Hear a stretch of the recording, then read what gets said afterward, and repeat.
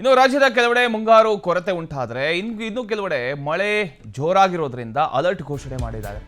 June 1ರಿಂದ July 4ರ ತನಕ ಒಟ್ಟಾರೆ 33% ಮಳೆ ಕೊರತೆ ಉಂಟಾಗಿದೆ. ಜೂನ್ 1ರಿಂದ ಜುಲೈ 4ರ ತನಕ ಒಟ್ಟಾರೆ 33% ಮಳೆ ಕೊರತೆ ಉಂಟಾಗಿರತಕ್ಕಂಥದ್ದು. ಇನ್ನು ಬಾಗಲಕೋಟೆ, ಬೆಳಗಾವಿ, ಗದಗ, ಯಾದಗಿರಿ, ಚಾಮರಾಜನಗರ, ಬೆಂಗಳೂರು ಗ್ರಾಮಾಂತರ, ಚಿಕ್ಕಬಳ್ಳಾಪುರ ಜಿಲ್ಲೆಯಲ್ಲಿ ವಾಡಿಕೆಗಿಂತ ಹೆಚ್ಚು ಮಳೆ ಆಗಿದೆ. ಉಳಿದ ಎಲ್ಲ ಜಿಲ್ಲೆಗಳಲ್ಲಿ ಮುಂಗಾರು ಮಳೆ ಕೊರತೆ ಉಂಟಾಗಿದೆ. ಇವತ್ತು 9 ಜಿಲ್ಲೆಗಳಲ್ಲಿ ಭಾರೀ ಮಳೆ ನಿರೀಕ್ಷೆ ಇದೆ. ಆರೆಂಜ್ ಅಲರ್ಟ್ ಕೂಡ ಘೋಷಣೆ ಆಗ್ತದೆ.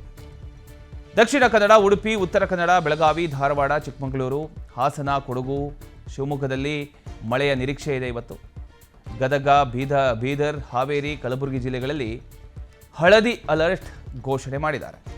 ಇನ್ನು ಕರಾವಳಿಯಲ್ಲಿ 60 ಕಿಲೋಮೀಟರ್ ವೇಗದಲ್ಲಿ ಗಾಳಿ ಬೀಸ್ತಕ್ಕಂಥ ಸಾಧ್ಯತೆ ಕೂಡ ಇದೆ ಅನ್ನೋದು ಹವಾಮಾನ ಮುನ್ಸೂಚನೆಯಿಂದ ಈಗ ಗೊತ್ತಾಗ್ತಾ ಇದೆ.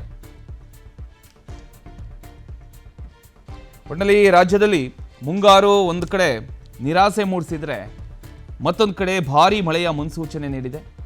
ಜೂನ್ 1ರಿಂದ ಜುಲೈ 4ರ ತನಕ ಕರ್ನಾಟಕದಲ್ಲಿ ಒಟ್ಟಾರೆ 33% ಮಳೆಯ ಕೊರತೆ ದಾಖಲಾಗಿದ್ದರೂ ಕೂಡ ಇವತ್ತು ರಾಜ್ಯದ 9 ಜಿಲ್ಲೆಗಳಿಗೆ ಭಾರತೀಯ ಹವಾಮಾನ ಇಲಾಖೆ ಆರೆಂಜ್ ಅಲರ್ಟ್ ಅನ್ನು ಘೋಷಣೆ ಮಾಡಿದೆ. ಅದರಲ್ಲಿ ಬಾಗಲಕೋಟೆ, ಬೆಳಗಾವಿ, ಗದಗ, ಯಾದಗಿರಿ, ಬೆಂಗಳೂರು ಗ್ರಾಮಾಂತರ, ಚಾಮರಾಜನಗರ ಹಾಗೂ ಚಿಕ್ಕಬಳ್ಳಾಪುರ ಜಿಲ್ಲೆಗಳಲ್ಲಿ ವಾಡಿಕೆಗಿಂತ ಹೆಚ್ಚು ಮಳೆಯಾಗಿದೆ. ಆದರೆ ಉಳಿದ ಬಹುತೇಕ ಜಿಲ್ಲೆಗಳು ಇನ್ನೂ ಕೂಡ ಮಳೆ ಕೊರತೆಯನ್ನು ಎದುರಿಸ್ತಾ ಇದೆ.